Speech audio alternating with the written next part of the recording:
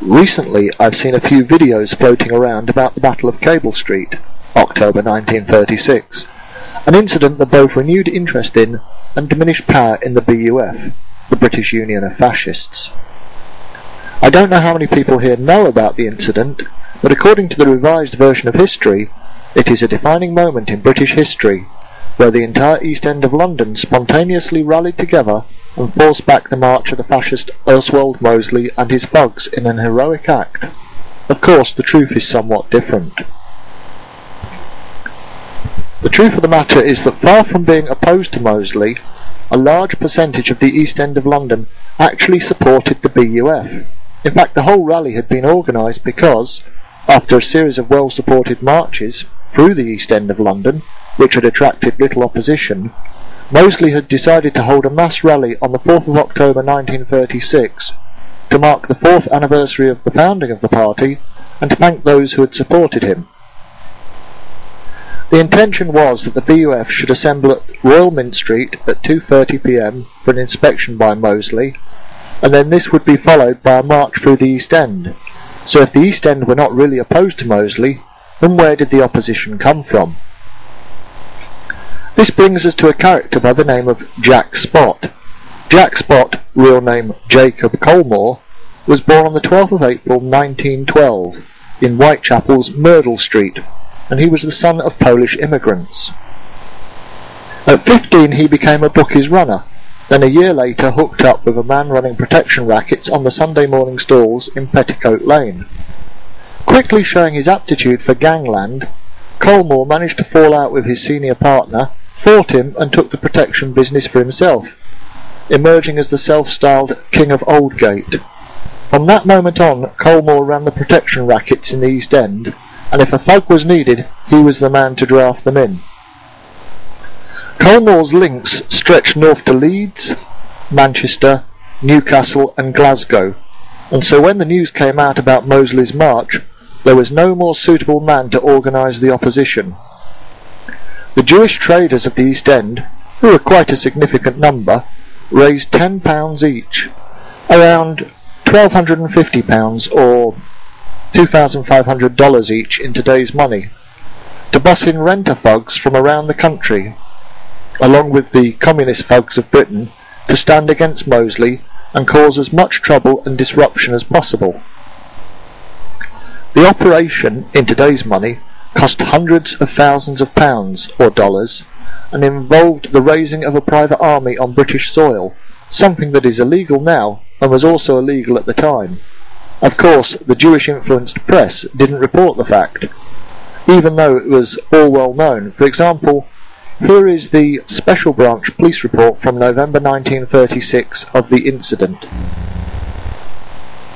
The general cry was that the entire population of East London had risen against Mosely, and had declared that he and his followers should not pass, and that they did not pass owing to the solid front presented by the workers of East London. This statement is, however, far from reflecting accurately the state of affairs. There is abundant evidence that the BUF has been steadily gaining ground in many parts of East London, and it has strong support in such districts as Stepney, Shoreditch, Bethnal Green, Hackney and Bow. There can be no doubt that the unruly element in the crowd was very largely communist-inspired. A number of well-known active communists were seen at or near points where actual disorder occurred. While attempts by the Communist Party to raise enthusiasm over the fascist defeat were comparative failures, the BUF, during the week following the banning of their march, conducted the most successful series of meetings since the beginning of the movement. In Stepney, Shoreditch, Bethnal Green, Stoke Newington and Limehouse, crowds estimated at several thousands of people, the highest being 12,000, assembled and accorded the speaker an enthusiastic reception. Opposition was either non-existent or negligible, and no disorder took place. On the 4th of October 1936, at 3:30 p.m, Sir Philip Simon, after receiving reports from the police of the potential for trouble, decided that he did not have the resources to keep the Communists and the BUF apart, and consequently forbade the march. He instead allowed the BUF to march west through the city, and the BUF moved off at 4 p.m, ending their march at Somerset House in the Strand at 4:30 p.m. The actual battle did not concern them, as they had not been permitted to march along Cable Street that day.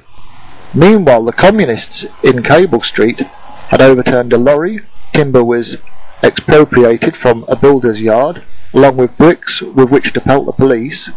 Broken glass was strewn across the road to hamper and injure the police horses, and the battle between the police and communists lasted for some hours. Overall, there were dozens of injured police and 70 arrests. The disruptions that day by the Jewish mafia, their hired thugs, and the communists in Britain did not influence the people of the East End in any way. They knew the truth and stood firmly behind Mosely. In March 1937 elections, the BUF polled 23% of the vote in Bethnal Green, 10.3% in Limehouse, and 14.8% in Shoreditch. The fact is, there was considerable support in the East End of London for the British Union from 1936 to 1939, and this was reflected in both the large number of BUF members from the East End of London and in the high number of votes the BUF received in the LCC elections.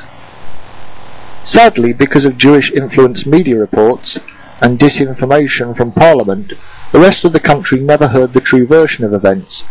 Instead of seeing a private army, raised up by foreign immigrants, fighting on home soil, they read about evil black shirts trying to force their way through London's East End and about some mythological uprising against them. These myths were the justification for the passing of the 1936 Public Order Act. This gave the Home Secretary the power to ban marches in the London area, and police chief constables could apply to him for bans elsewhere.